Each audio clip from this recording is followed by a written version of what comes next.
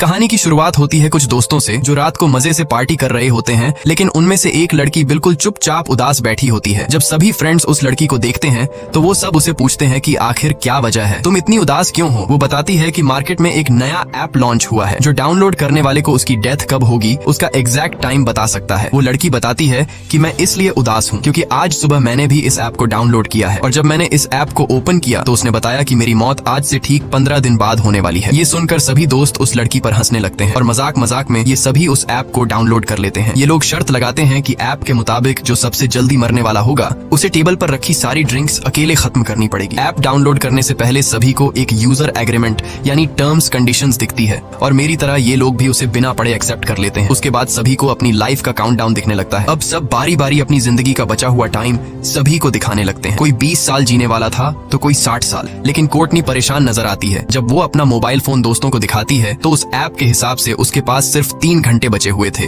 जैसे ही काउंटडाउन 0 हुआ वो मारी जाएगी। ये देखकर कोर्टनी डर जाती है, लेकिन उसके दोस्त कोर्टनी को समझाते हैं कि डरो मत, ये ऐप सिर्फ एक मजाक है। अब गेम के हिसाब से जिसके मोबाइल में उसकी जिंदगी का सबसे कम टाइम बचा होगा वह टेबल पर रखी सारी ड्रिंक्स पिएगा। इसलिए कोर्टनी गेम हार जाती है क्योंकि उसके मोबाइल में उसके पास सिर्फ 3 घंटे बचे थे। अब सभी दोस्त कोर्टनी से कहते हैं कि रूल्स के मुताबिक तुम्हें सारी ड्रिंक्स पीनी होगी। तभी कोर्टनी का बॉयफ्रेंड एवन आ जाता है और कोर्टनी की जगह वह खुद सारी दारू पी लेता है। पार्टी खत्म होने के बाद जब कोर्टनी अपने बॉयफ्रेंड एवन के साथ गाड़ी में बैठी तो एवन ज्यादा ड्रिंक करने की वजह से उसे चढ़ गई थी। इसलिए कोर्टनी एवन को ड्राइव करने से मना करती है, लेकिन एवन उसकी नहीं सुनता। कोर्टनी ऑलरेडी ऐप की वजह से डरी हुई थी, इसलिए वह कार से उतरकर पैदल ही घर जाने लगती है। एवन कोर्टनी को गाड़ी में बैठने के लिए कई बार कहता है, लेकिन जब वह नहीं बैठती तो एवन गुस्सा होकर उसे अकेला छोड़कर वहाँ से निकल जाता है। तभी कोर्टनी के मोबाइल पर उस ऐप का नोटिफिकेशन आता है कि उसने यूजर एग्रीमेंट तोड़ दिया है। कोर्टनी को इसका मतलब समझ नहीं आता, लेकिन ये देखकर कोर्टनी और ज्यादा डर जाती है। तभी हम देखते हैं कि काला कोट पहना हुआ कोई आदमी उसका पीछा करने लगा। तब कोर्टनी को मोबाइल पर एक अलर्ट आता है कि उसके पास सिर्फ 7 मिनट बचे हुए हैं। कोर्टनी घबराते हुए जल्दी अपने घर पहुंच जाती है। घर में एंटर होते ही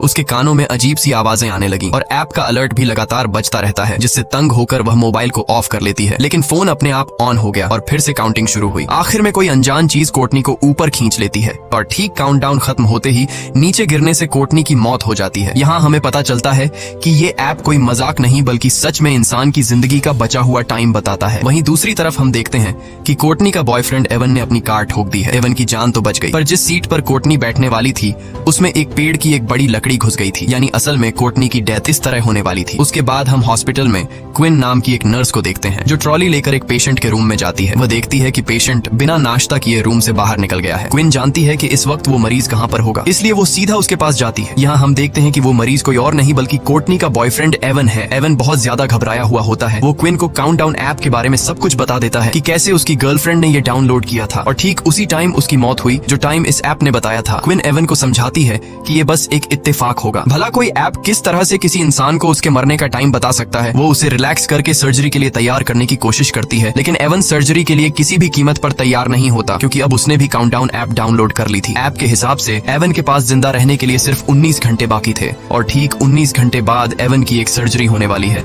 और वो समझ जाता है कि सर्जरी के दौरान वो मारा जाएगा। लेकिन क्विन एवन को हिम्मत देती है कि ऐसा कुछ नहीं होगा। कुछ टाइम बाद क्विन हॉस्पिटल की हेड नर्स से मिली। वो उसे अपने साथ ले जाती है जहाँ एक डॉक्टर और स्टाफ के लोग केक के साथ क्विन को सरप्राइज देते हैं क्योंकि वो नर्सेस के टेस्ट में पास हो गई होती है। अब जब सब बैठकर केक खा रहे होते हैं तो क्विन सबको एवन के काउंटडाउन ऐप के बारे में बताती है। यहाँ कुछ और लोग भी बताते हैं कि हम भी इस ऐप के बारे में सुन चुके हैं। मजाक में ये लोग भी अपनी लाइफ का बचा हुआ टाइम देखने के लिए इस ऐप को डाउनलोड कर लेते हैं, जिसमें डॉक्टर सलीवन नाम का एक डॉक्टर भी शामिल होता है जो यहाँ का सबसे हेड डॉक्टर है। डॉक्टर मोबाइल में अपनी जिंदगी का बचा हुआ टाइम देखकर बहुत खुश होता है क्योंकि वह 90 साल तक जीने वाला था और बाकियों के पास भी ऐप काफी लंबा टाइम बताता है। तभी एक आदमी एक औरत को लेकर आता है जो ओवरडोज की वजह से बेहोश हो गई थी। उसकी धड़कनें और सांस रुक गई थी, लेकिन ये लोग उसे एक इंजेक्शन देकर बचा लेते हैं। पूरा दिन काम करने के बाद शाम को जब क्विन घर लौटती है तब उसे काउंटडाउन ऐप को डाउनलोड करने का नोटिफिकेशन आता है। वो इस ऐप को ज्यादा सीरियस न लेते हुए उसे डाउनलोड कर लेती है और बिना सोचे समझे इस ऐप के सभी टर्म्स कंडीशंस एक्सेप्ट कर लेती है और तभी उसे पता चलता है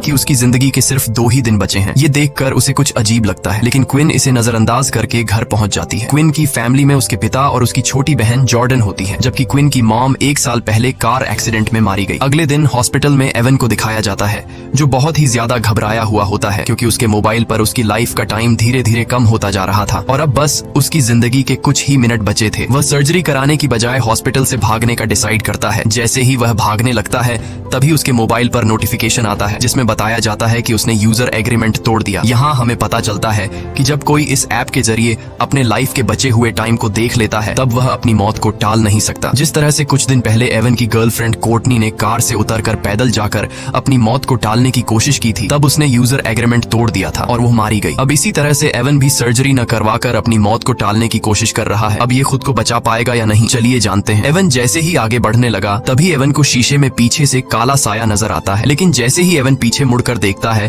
तो वहाँ पर कोई भी नहीं होता। तभी अचानक सामने का शीशा टूट गया। ये देखकर डर के मारे एवन भागकर सीढ़ियों के पास जाने लगा। वहाँ पहुँचते ही अचानक बिजली चली जाती है। तभी उसे किसी के कदमों की आवाज सुनाई देती है। जब वो अपने मोबाइल फोन का टॉर्च ऑन करता है तो सामने उसे अपनी गर्लफ्रेंड कोर्टनी नजर आती है, लेकिन उसकी गर्लफ्रेंड एक डीमन बन चुकी थी। वह उससे भागने लगता है, लेकिन जल्दबाजी में उसका मोबाइल नीचे सीढ़ियों पर गिर जाता है और कुछ देर बाद वो भूत एवन को भी मारकर सीढ़ियों से नीचे फेंक देता है। क्विन जब हॉस्पिटल आती है तो उसे पता चलता है कि एवन सीढ़ियों से गिरकर मर गया। ये सुनकर उसे एवन की बातें याद आने लगती हैं, जब वो पिछले दिन बार बार क्विन से कह रहा था कि इस ऐप के हिसाब से वो 19 घंटे बाद मारा जाएगा। इसलिए अब क्विन को भी शक होने लगता है कि क्या सच में इस ऐप ने तो एवन को नहीं मारा। अपने शक को यकीन में बदलने के लिए अब वो सीधा उस जगह पर पहुंचती है जहां पर एवन की बॉडी को रखा गया था। वो एवन का फोन उठाती है और उसे चेक करने की कोशिश करती है, लेकिन इस फोन पर एवन का फेस लॉक लगा हुआ था, जिसके लिए वो एवन की बॉडी से कपड़ा हटाती है और उसके मोबाइल फोन को उसके फेस के सामने लाकर स्कैन करती है, जिससे मोबाइल का लॉक खुल जाता है और वो देखती है कि इस ऐप का काउंटडाउन 0 पर पहुंच चुका है। अब क्विन को भी पूरा यकीन हो जाता है कि ये ऐप मजाक नहीं बल्कि रियल है। जैसे ही उसका ध्यान मोबाइल से हटकर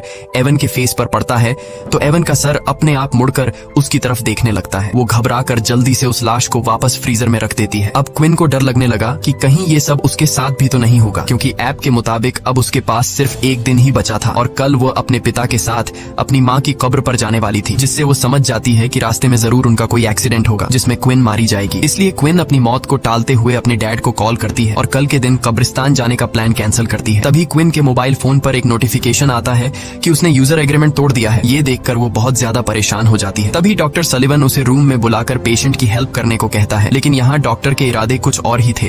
वो क्विन के साथ जबरदस्ती करने की कोशिश करता है। क्विन जैसे तैसे उससे अपनी जान छुड़ाकर बाहर आते ही हेड नर्स से उसकी कंप्लेंट करने जाती है, लेकिन क्विन के बताने से पहले डॉक्टर हेड नर्स को किसी दूसरे काम में लगा देता है। घर आने के बाद रात को क्विन इंटरनेट पर इस ऐप के बारे में सर्च करती है और उसे कोर्टनी के बारे में इन्फॉर्मेशन मिलता है। उसे एक लड़की का वीडियो भी मिलता है जो बताती है कि ऐप को डाउनलोड करने के बाद से उसे अपने भाई का भूत दिखने लगा है, जो कि कई सालों पहले मर गया था। कुछ देर बाद वो लड़की कहती है कि उसका वक्त खत्म हो गया है और तभी उस लड़की को भी कुछ हो जाता है। लेकिन क्विन जब वीडियो के कमेंट चेक करती है तो कमेंट में सब लोग फेक वीडियो बोलते हैं, जिससे क्विन को थोड़ी बहुत शांति मिलती है। और जैसे ही क्विन लैपटॉप बंद करती है तभी अचानक क्विन को भी एवन का भूत दिखाई देता है, जिससे वो बहुत डर जाती है। पर जैसे ही उसने लाइट जलाई तब एवन गायब हो गया था। तभी उसे दोबारा नोटिफिकेशन आया कि उसने यूजर एग्रीमेंट तोड़ा है। वो अपने मोबाइल को जमीन पर मारकर तोड़ देती है और कमरे से बाहर निकलकर डर के मारे कार में पूरी रात गुजारती है। अगले सुबह क्विन की बहन जॉर्डन आकर उसे जगाती है। ये दोनों वापस अपने रूम में आते हैं और वहाँ क्विन की छोटी बहन जॉर्डन क्विन का टूटा हुआ मोबाइल देख लेती है, जिसमें अभी भी काउंटडाउन चल रहा था। वो क्विन से कहती है कि तुमने भी इस ऐप को डाउनलोड किया है। ये सुनकर क्विन परेशान हो जाती है, क्योंकि उसकी छोटी बहन जॉर्डन को भी इस ऐप के बारे में पता था और वो भी इस ऐप की यूजर थी। अब क्विन के मोबाइल का स्क्रीन पूरी तरह से टूट चुका था, इसलिए वो एक नया फोन खरीदने के लिए मोबाइल शॉप पर जाती है। वो सोचती है कि नए मोबाइल में वो किलर ऐप भी नहीं होगा, लेकिन क्विन के मोबाइल खरीदते ही वो ऐप अपने आप उसमें डाउनलोड हो जाता है। इस पर क्विन गुस्से में चिल्लाकर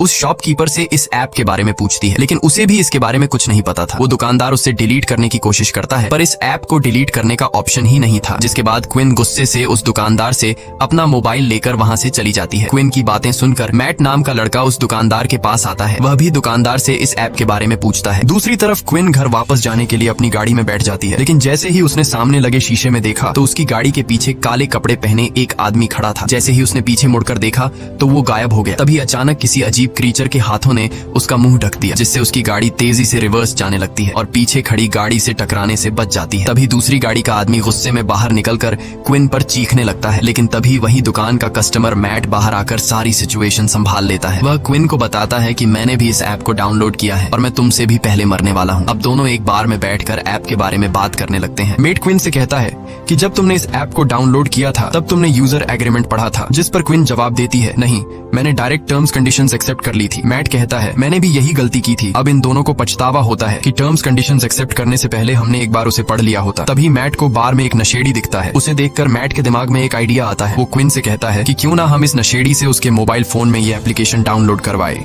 जिसके जरिए हम टर्म्स कंडीशंस देख पाएंगे। जिसके बाद ये दोनों उस नशेड़ी के पास जाते हैं, जो कि वो नशेड़ी इधर उधर की बातें कर रहा था। तो ये दोनों उसे भी ऐप को डाउनलोड करने के लिए उकसाते हैं, जिसके बाद वो नशेड़ी मान जाता है जब वो काउंटडाउन ऐप को डाउनलोड कर लेता है।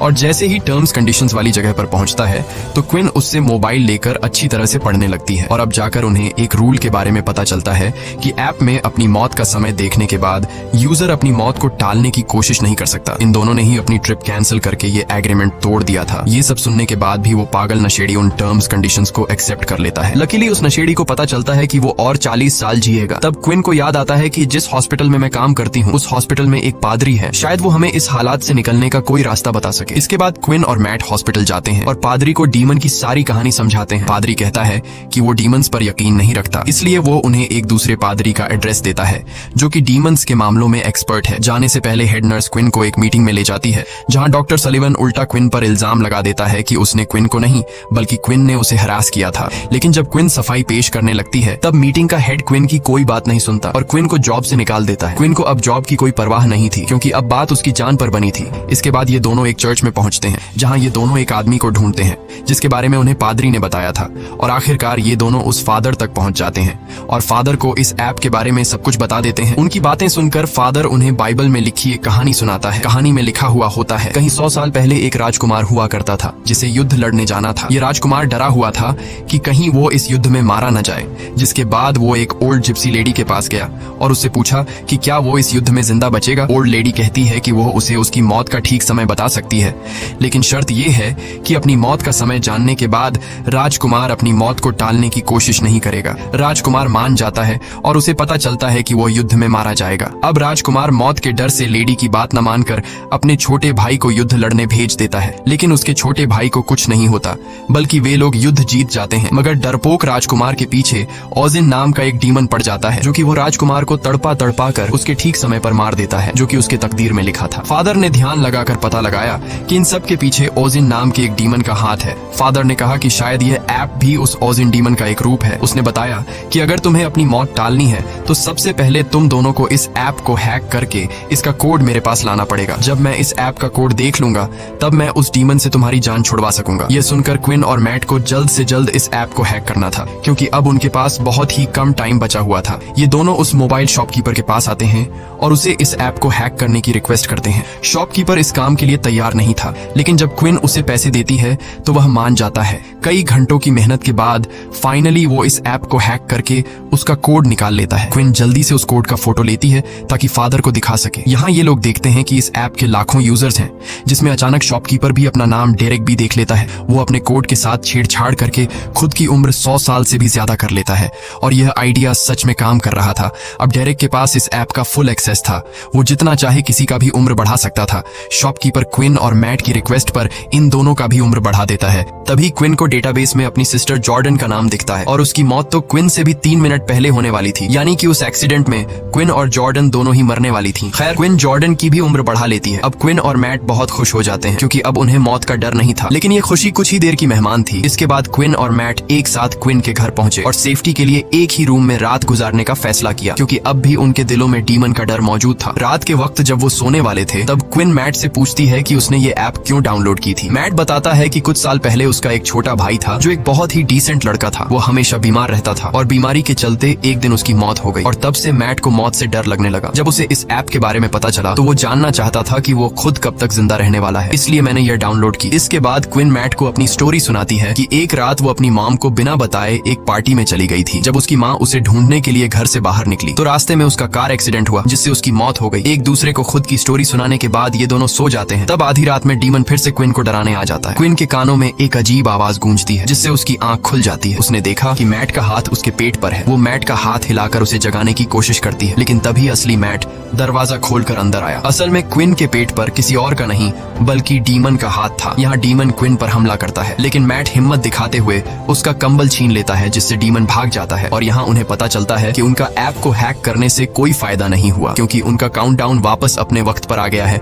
अब क्विन को अपनी छोटी बहन जॉर्डन की फिक्र होने लगी। उधर जॉर्डन को भी डीमन डराना शुरू कर देता है, लेकिन इससे पहले कि जॉर्डन को कुछ हो जाता तभी क्विन उसे लेने पहुंच जाती है। जॉर्डन बहुत ज्यादा डरी हुई थी। अब तीनों एक साथ मिलकर फादर जॉन के पास जाते हैं। क्विन उसे बताती है कि ऐप को हैक करने का प्लान नाकाम हुआ, अब भी डीमन हमारा पीछा कर रहा है। इसके बाद उन्होंने ऐप को हैक करने वाला कोड फादर को बताया। फादर कोड को अच्छी तरह से पढ़ने के बाद समझ जाता है कि जो भी यूजर एग्रीमेंट तोड़ता है उस पर ओजिन का श्राप यानी कर्स लग जाता है, जो कि फादर के हिसाब से एक अच्छी बात है क्योंकि कर्स को तोड़ा जा सकता है। अब फादर ने डीमन को उसी के खेल में फंसाने का प्लान बनाया। वो बताता है कि अगर तुम लोग डीमन को झूठा साबित कर दो तो ये कर्स टूट जाएगा, यानी कि अगर कोई एक इंसान भी ऐप के बताए हुए टाइम से थोड़ा पहले या 2-4 सेकंड बाद में भी मरता है तो डीमन झूठा साबित हो जाएगा और इस तरह से कर्स टूट जाएगा। इसके बाद ये चारों बेसमेंट में पहुंच जाते हैं और वहाँ एक तंत्र मंत्र वाला सर्कल बनाते हैं। अब मैट के पास कुछ ही मिनट बचे थे और लाइट ब्लिंक होने लगता है। इसका मतलब था कि डीमन मैट को लेने आ गया है। फादर इन तीनों को जल्दी से सर्कल के अंदर खड़ा रहने को कहता है और बताता है कि जब तक हम लोग इस घेरे के अंदर हैं तब तक कोई भी शैतानी ताकत या डीमन उन्हें छू नहीं सकता है, लेकिन गलती से भी इस दायरे से बाहर निकलने की कोशिश मत करना, नहीं तो मारे जाओगे। कुछ देर बाद डीमन उनके सामने आ जाता है, लेकिन वो सर्कल के अंदर नहीं आ पाता। तभी अचानक मैट को उसका मरा हुआ भाई दिखता है, लेकिन ये असल में मैट का भाई नहीं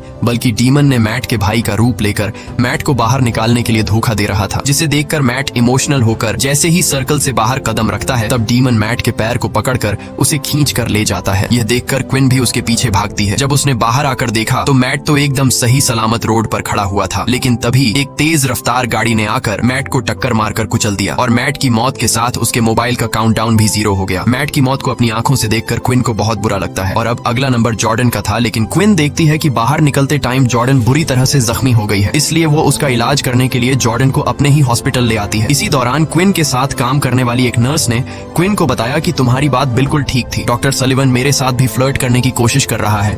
तभी क्विन की नजर कमीने डॉक्टर सलिवन पर पड़ती है। डॉक्टर सलिवन को देखकर क्विन को एक आइडिया आता है। वो जानती थी कि ये कमीना डॉक्टर 90 साल तक जीने वाला है। अगर क्विन इस डॉक्टर को अभी मार दे तो डीमन का कर्स टूट जाएगा और इन दोनों बहनों की जान बच जाएगी। अब इस प्लान को कामयाब करने के लिए क्विन डॉक्टर के ऑफिस जाती है। वो उसे कहती है कि मुझे अपनी जॉब वापस चाहिए और उसके लिए मैं कुछ भी करने को तैयार हूँ। क्विन उसे कहती है कि मैं तुम्हारा हॉस्पिटल के पीछे सुनसान एरिया में इंतजार कर रही हूँ। डॉक्टर तड़प के मारे कुछ सोच नहीं पाता और क्विन की चाल में फंसते हुए उस सुनसान जगह पर पहुंच जाता है। यहाँ क्विन हाथ में एक लोहे का सरिया लिए हुए चुप कर खड़ी थी। मौका मिलते ही क्विन ने डॉक्टर पर सरी से हमला कर दिया, जिससे वह जख्मी होकर जमीन पर गिर गया। क्विन पहले से अपने साथ मॉर्फिन का इंजेक्शन भी लाई थी और जैसे ही वह इंजेक्शन डॉक्टर को लगाने वाली थी तभी डीमन ने वहां आकर डॉक्टर को खींचकर बचा लिया और डॉक्टर वहां से भाग निकलता है। खैर अब जॉर्डन के मरने का वक्त हो गया था। उसके पास सिर्फ 2 ही मिनट बचे थे। डीमन उसे मारने पहुंच जाता है। वो डीमन से चुपकर खुद को बचाने की कोशिश करती है, पर ऐप उसकी छिपने की जगह बता देती है और डीमन जॉर्डन को पकड़ लेता है। लेकिन तभी क्विन डीमन के सामने आकर वो इंजेक्शन खुद में लगाने लगती है, जिससे कम से कम उसकी बहन की जान बच जाए। अब डीमन क्विन की मदर का रूप लेकर उसे बहकाने की कोशिश करता है। अपनी मदर को देखकर क्विन इमोशनल तो हो जाती है, पर जल्द ही उसे समझ आ जाता है कि यह डीमन का एक चाल है और वो मॉर्फिन इंजेक्शन खुद में इंजेक्ट कर लेती है। इस तरह से क्विन अपने वक्त से पहले मर जाती है और ओजिन झूठा साबित हो जाता है। तब ओजिन यानी डीमन धुआं बनकर हवा में उड़ जाता है और क्विन का प्लान कामयाब हो जाता है, जिससे जॉर्डन की जान बच जाती है। जॉर्डन अब क्विन के पास आकर रोने लगती है और तभी देखती है कि उसके बाजू पर एक मेडिसिन का नाम लिखा हुआ है और वह क्विन के हाथ में उसी मेडिसिन की शीशी भी देखती है, जिससे जॉर्डन जल्दी से इंजेक्शन में भरकर क्विन के हाथ में लगा देती है, जिससे मॉर्फिन का असर खत्म हो जाता है और क्विन वापस से जिंदा हो जाती है। खैर अब सब लोगों का काउंटडाउन वहीं पर रुक जाता है। क्विन को उसकी जॉब वापस मिल जाती है और वह कमीने डॉक्टर को उसके किए के लिए जेल हो जाती है। कुछ दिन बाद क्विन अपनी फैमिली के साथ अपनी मदर की कब्र को विजिट करने जाती है। जब ये लोग घर को वापस लौटने लगते हैं तब क्विन के मोबाइल पर एक नोटिफिकेशन आता है और वह देखती है कि उसके मोबाइल में काउंटडाउन नाम का एक नया ऐप डाउनलोड हो गया है। इसी के साथ ये कहानी खत्म हो जाती है। अगर आपको ये वीडियो अच्छी लगी हो तो हमारे चैनल को सब्सक्राइब और वीडियो को लाइक जरूर कीजिएगा।